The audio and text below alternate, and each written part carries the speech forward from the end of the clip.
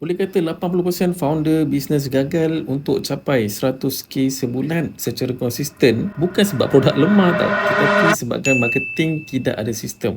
So ini adalah insight daripada pengalaman cetek saya lah menguruskan 25 juta ringgit kos-kos bajet marketing. Ini apa yang saya dapati. So yang pertama ialah founder yang buat marketing ikut mood ataupun secara random, 90% gagal capai hasil konsisten. Yang kedua, founder yang dah ada plan, sistem dan pasukan yang tersusun 3 kali lebih mudah untuk capai 100k sebulan and even beyond. Apakah puncanya? Yang pertama ialah tidak ada pelan jangka masa panjang. Okey, bukanlah 5 ke 10 tahun ke depan sangat, tetapi cukup 6-12 bulan ke depan. Yang kedua, terlalu banyak bereksperimen tanpa analisa. Okey.